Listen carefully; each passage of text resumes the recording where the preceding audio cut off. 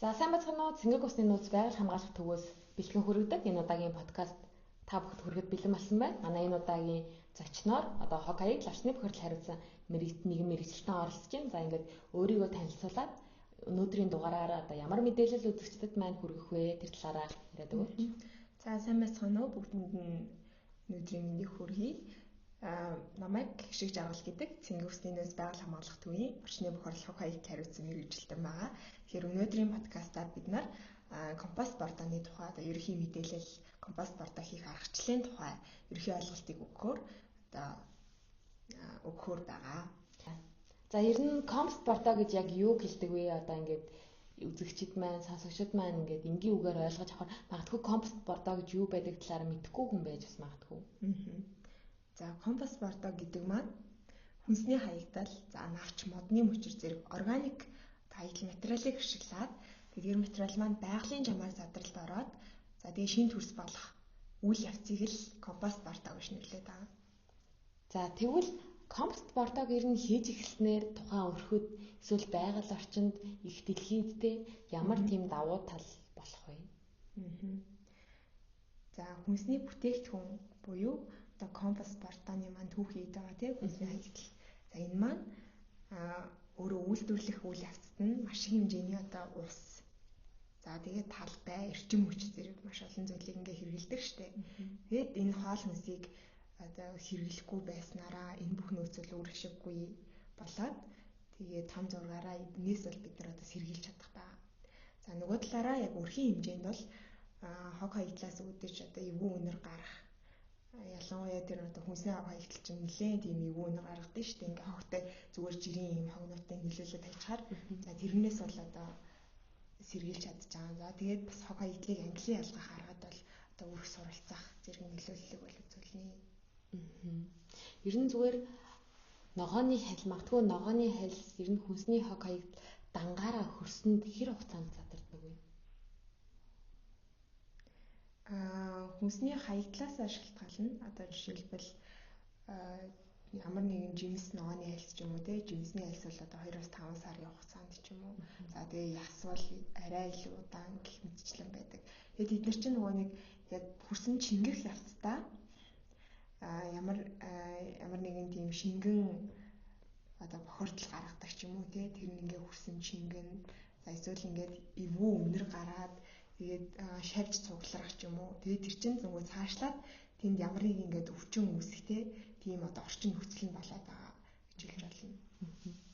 Ер нь түрүүн сая бас яриандаа дурдлаа штэ.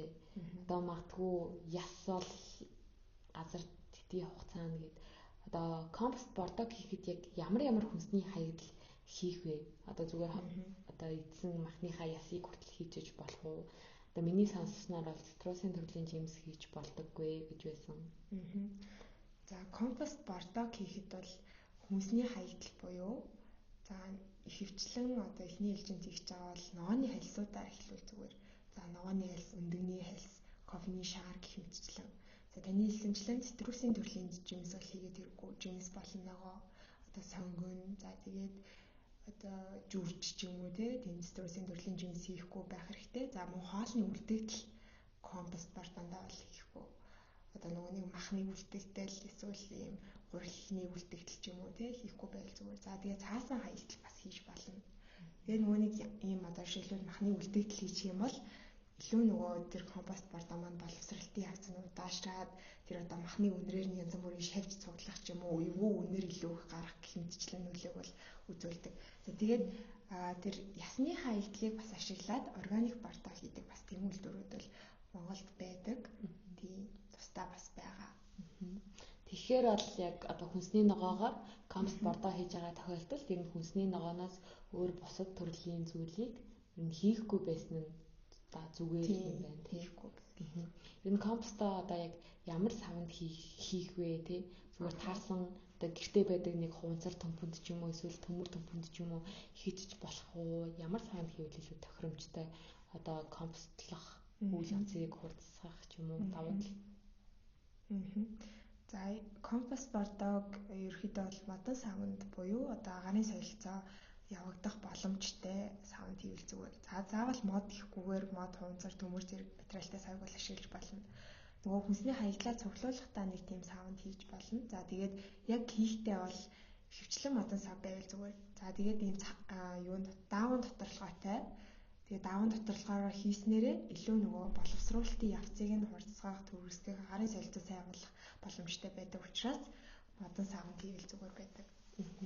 За ер нь ногооны хэлсийг нөгөө энгийн хөрсөнд хаявал ч юм уу ер нь зүгээр хог хаягдталтай хаявал эвгүй үнээр гарах тий одоо илжирч муудах зэрэг асуудал гардаг. Ер нь компост болохоор иймэрхүү үнээр гарах уу? Магадгүй ийм үнээр гаргахаар бол яаж шийдэх вэ? Компост бордоо маань өөрөө нөгөө түүхийн материалууд маань зохистой харьцаа гэж байгаа. Одоо 2 1 3 1-ийн харьцаатай буюу хүнсний хаягдлаа 1-ийн харьцаатай хийжээвэл модны үрс модны навчаа 2-ийн харьцаатай ч юм уу тий.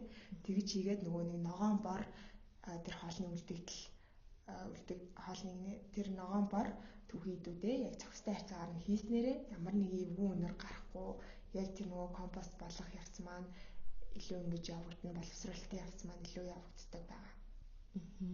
За баярлалаа. Энэ компост бордог одоо нэг хийгээд эхлэвэл хэдийн хугацааны дараа яг бэлэн болсон тэр эрүүл органик хөрсийг гар дээрээ хүлээж авах вэ? Тэ хэдийн хугацаа ярин шаардах вэ? За хамгийн гол нь компостыг хийхдээ агааржуулалт эргүүлэлтийг сайн хийх хэрэгтэй. Одоо 7 хоногт 2 удаа ч юм уу тий ингээд сайн эргүүлээд агааржуулаад за тэгээд тэр чигшлийн бас хэмжээ за хэмжих боломжгүй байд юм бол одоо чигшлийн ингээд гараараа ингээд шатгаж үзэх ч юм уу тий тиймэрхүү зүйлүүдээр ингээд хэмжээд тэгж хийснээрээ боловсруулалтын явц маань илүү хурцсаад процесс маань сайн явагдана гэсэн үг. За тэгээд компост бордоо маань яг бэлэн болох нь бол 8-7 хоног орчим буюу одоо 2-оос 3 сарын дараа бол бэлэн болно. За тэгвэл ямар болох вэ гэхээр хөвсгөр одоо сэрэг тийм бүтцтэй үнэргүй хамгийн гол нь байдаг.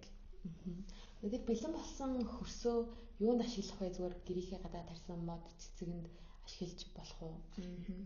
Мэдээж боломжтой.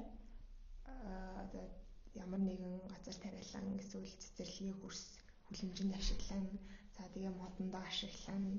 За тэгээд гэртээ тарьдаг цэцэгнүүдэд ашиглана гэх мэтчлэнгээр одоо хөрс сайжруулах шаардлагатай бүхэл зүйлсэд бол ашиглах боломжтой. За компост бордог бол манай байгууллага дээр хийгээд нэг 2 сар орчим болж байгаа. За тэрний бичлэгийг бол энэ подкастын төгсгөлд оруулна. Тэгэхээр тэр бичлэгнээс ингээ хараад асууж тодруулах зүйл байвал доор комент бичиж үлдээгээд тэгээ бид нар бол тэнд нь цаг тухай бүртэнд хариулаад явахыг хичээх болно. Бордог хийхэд навч, модны мөчөр, модны үрдэс, хүнсний ногооны элс, уусмал зэрэг шаардлагатай. Эдгээр бэлдсэн материалуудаа 2-1-ийн харьцаатай давхарлаж байна. Ингэхдээ ногоон буюу жимс хүнсний ногооны хэлсийг аль болох жижиглэж хийнэ. Жижиглэж хийх тусам боловсруулалтын явц маань хурдан байна. Бага ногоонуудаа зохистой харьцаагаар буюу 2-1-ийн харьцаагаар хийгээрэй. Үүний дараагаар модны мөчөр, навч зэргийг хийнэ. Энэ нь хүнсний ногооны хаягдлаас 2 дахин их байвал тохиромжтой бөгөөд үүнийгээ мөн адил жижиглэнэ. Дараа нь модны үрцээ тохиромжтой хэмжээгээр хийнэ. Ингээд модны үртээс ногооны хаягт навч зэргийг хийгээд бордоогоо сайтар чиглэж өгнө. Чигшлийг багажаар хэмжиж болно. Эсвэл атгаж үзээд бутарч байвал чигшил хангалтгүй байна гэж үзэж ус хийж өгнө. Чигшлэн таарсан бордоо маань хэлбэрт ороод ямар нэгэн ус цусахгүй болдог байгаа.